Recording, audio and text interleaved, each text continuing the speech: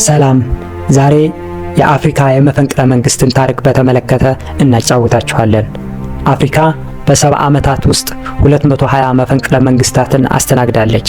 ሱዳን 21 ጊዜ መፈንቅለ መንግስትና የመፈንቅለ መንግስት ሙከራን በማካሄድ ከአፍሪካ ቀዳሚ ከዓለም ሁለተኛዋ ሀገር ናት። ዓለማችን ከ1950ዎቹ ወይም ከሁለተኛው የዓለም ጦርነት መጠናቀቅ በኋላ ከ492 በላይ መፈንቅለ መንግስትና የመፈንቅለ መንግስት ሙከራዎች ወይም ኮፕስ ኤንድ ኮፕ አቴምፕትስ አስተናግዳለች። ከነዚህ ዓለማችን በ70 ዓመታት ታሪክ ውስጥ ካስተናገደቻቸው 492 ያህል በኃይል መንግስትን የመጣል ወይም መፈንቅለ መንግስት ሙከራዎች 242 ያህሉ የተሳኩና በስልጣን ላይ የነበረን መንግስት ጥለው የመንግስት ለውጥ ያስተናገዱ ነበሩ። በዓለማችን መፈንቅለ መንግስትን በተደጋጋሚ በማካሄድ የምትታወቀው ሀገር ቦሊቪያ ስትሆን ከ1825 ጀምሮ ከ190 በላይ አብዮት መፈንቅለ መንግስትና ተመሳሳይ የፖለቲካ አመጽ እንዳስተናገደች ታሪክ ይነግረናል። አፍሪካ የተሳኩም ሆነ ያልተሳኩ የመፈንቅለ መንግስት ሙከራዎችን በማስተናገድ ቀዳሚዋ ሀገር ስትሆን ባለፉት 70 ዓመታት ብቻ ከ220 በላይ የተሳኩና ያልተሳኩ ሙከራዎችን አስተናግዳለች። በአፍሪካ የዘመናዊ መንግስት ታሪክ ለመጀመሪያ ጊዜ በሀገረ ግብጽ በ1952 እንደተጀመረ የሚነገርለት መንግስትን በወታደራዊ ኃይል በአፈሙዝ የመጣል ወይም የመፈንቅለ መንግስት ታሪክ ከ220 ሙከራዎቹ ተደርገው ከ109 በላይ ያህሉ የተሳኩ እንደነበሩ የታሪክ ድርሳናት ሰንደውት ይገኛል። በአፍሪካ ታሪክ ጎረቤታችን ሱዳን ከ20 በላይ የመፈንቅለ መንግስት ሙከራዎችን በማስተናገድ በአህጉሩ ቀዳሚ ሀገር ስትሆን ከ20ዎቹ ሙከራዎች ውስጥ 7ቱ በስልጣን ላይ የነበረን መንግስታዊ ስርዓት በኃይል መቀየር ችለዋል። ቡርኪና ፋሶ በበኩሏ 9 የተሳኩ ወይም መንግስትን በወታደራዊ ኃይል በአመጽ በመገልበጥ የምትታወቅ ቀዳሚ ሆና እየመራች ትገኛለች። በአፍሪካ በህዝብ ቁጥር ቀዳሚ የሆነችው ናይጄሪያ በበኩሏ ነፃነቷን ከተቀዳጀች በኋላ 8 የመፈንቅለ መንግስት ሙከራ የተካሄደባት ሀገር ስትሆን 6ቱ መንግስትን በኃይል መቀየር የቻሉ ነበሩ።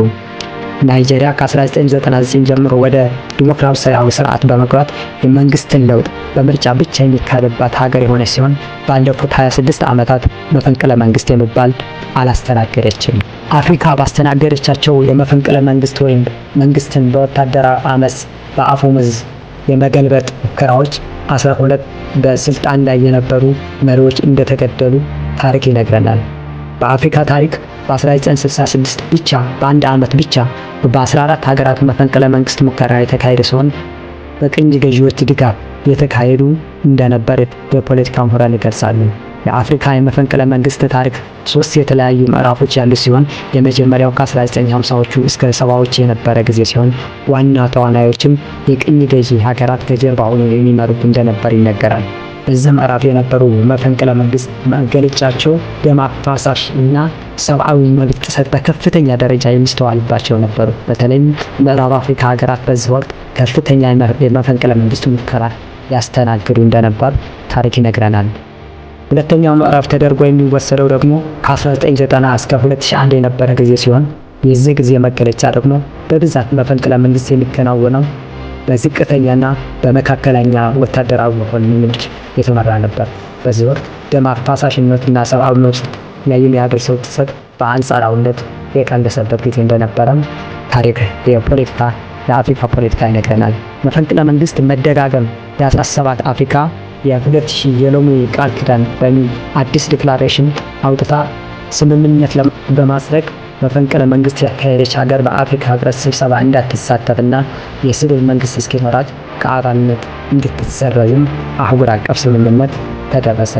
ሶስተኛው ምዕራፍ በሚል የሚታወቀው የአፍሪካ መፈንቅለ መንግስት ታሪክ ከ2001 ጀምሮ ያለው ሲሆን ዲሞክራሲ እንዲጠናከርና አምባገነንነትን እንዲጠፋ መታገልን ዓላማ ያደረገ ምርጫ በህገ መንግስት መሰረት እንዲካሄድና ሰብአዊ መብቶች እንዲከበሩ እንዲሁም አፍሪካ አምባገነንነት ለመታገልና አፍሪካ ሙሉ በሙሉ ከቅኝ ግዛት አዙሪት እንድትላቀቅ ዓላማ ያደረገ በብዛትም በምሁራንና በወጣቶች የተመራ እንደሆነ ይገለጻል።